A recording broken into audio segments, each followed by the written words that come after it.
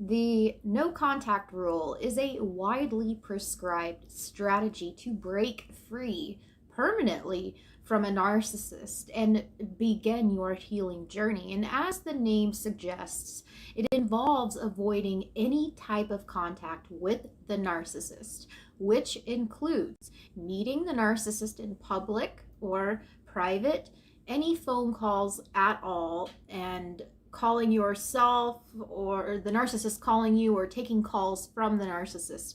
You must block the narcissist text messages. You must block the narcissist on social media profiles so that the narcissist cannot find you. This is essential. You must carefully avoid any other possibility of contact or meeting with the narcissist or talking with them. And if you have any common friends that the narcissist could use to reach you, you will need to apply the no contact rule to these relationships as well. And while many will often argue that this strategy isn't often practical, the narcissist could still show up at your workplace or wait near your home, and it may be very helpful in many situations and is 100% worth considering.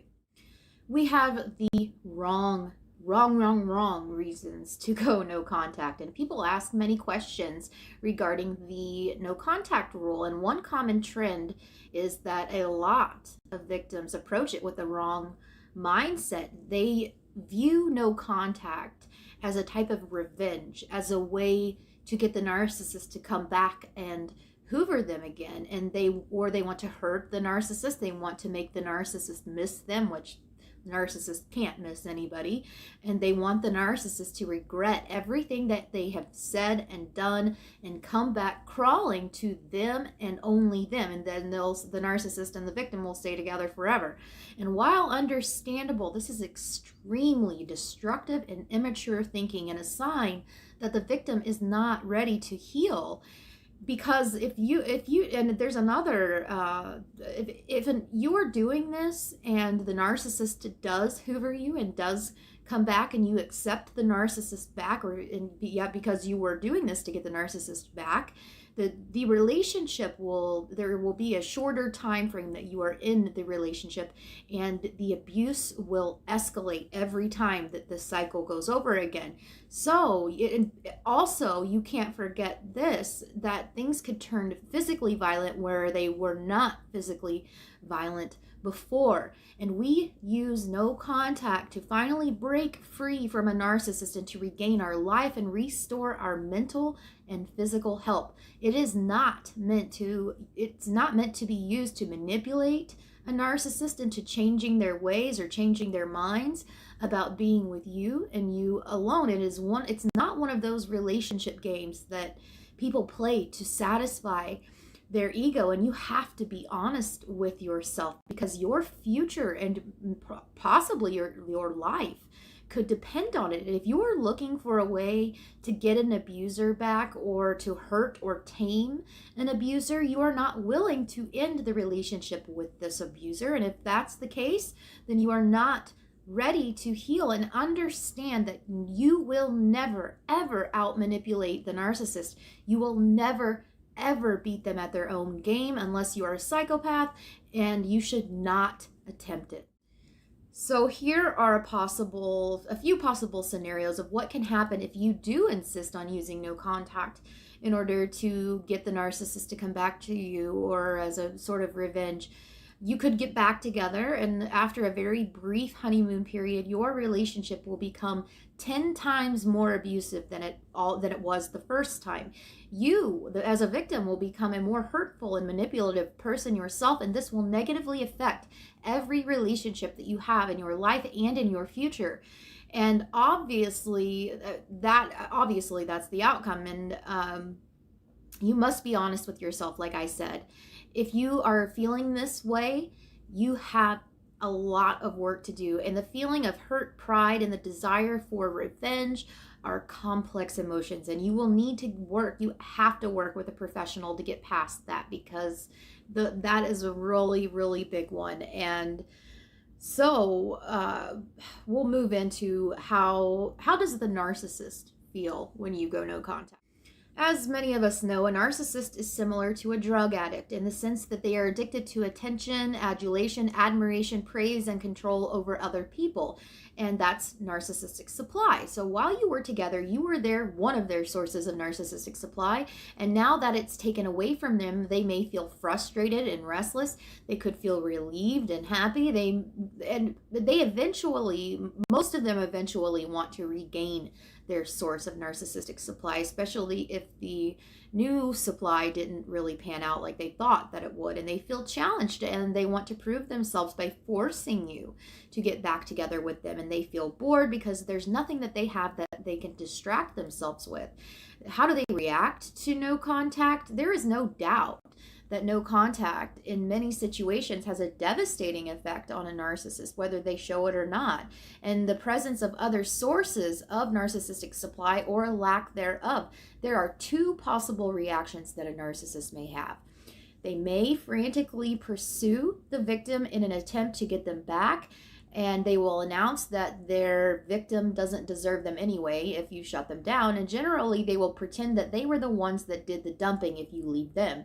And while the second option seems like a less flattering alternative, it is in fact a much more fortunate outcome because you are now virtually free. And unfortunately, in most cases, narcissists don't let their victims off the hook that easily and will do whatever it takes in many cases to win them back. They will stalk you, they will call you and text you incessantly, they will try to interact with you on social media, they will send you emails, they will show up at your workplace, at the gym, they will wait for you in the parking lot, they will contact your friends and your relatives, and once they manage to get a hold of you, hopefully they don't, they will try to manipulate your emotions by reminding you of how happy you were when you were together. They want to recall those sweet memories of the love bombing stage when you were in the initial stages of the relationship and very much in love, in quotation marks. So expect gifts in some circumstances, beautiful promises, tears, and they know you well and know exactly what you want to hear. And you kind of have to think of your favorite romantic drama character in this situation. This is the narcissist's response. So, will a narcissist come back after no contact? In most cases, the answer is yes, if you let them. Sometimes they will get back together with you only to break up with you or discard you later. And it's important to them that if a breakup takes place, that they are the ones to initiate it. And more worrisome, they may seek revenge because ignoring a narcissist is one of the worst things that you can do to a narcissist, in their mind anyway. And another question is for how long do you do no contact for? No contact is not something that you're meant to do for a week or a month or a year. It is indefinite. It is permanent, forever.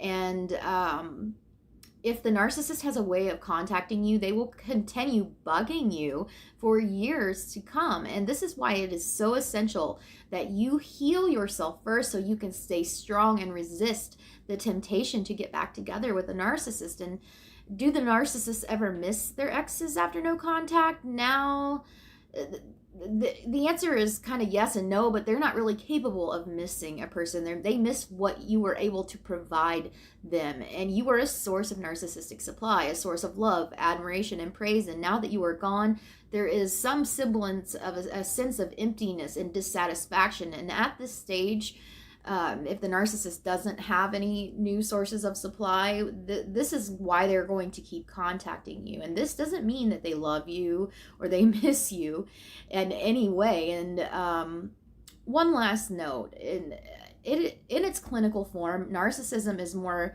of a spectrum. People falling closer towards the end, with some people falling closer towards the end, hence displaying more narcissistic or psychopathic traits. And it means that along with narcissistic traits, there can also be some desirable traits. And in other words, there could be good things about this person. They may not be a full-blown NPD. And if you are unsure of what to do about this particular relationship, a good question to ask yourself is whether or not your partner has a lot of these narcissistic traits or full-blown NPD. And a better question to ask is, how does it feel to be in a relationship with them? Do you feel loved? Do you feel satisfied? And Are you sleeping next to this person feeling alone? And if you are, then you must continue or stay or go. No contact. My name is Sara Ann Brown, and this is Narcissistic Abuse 101.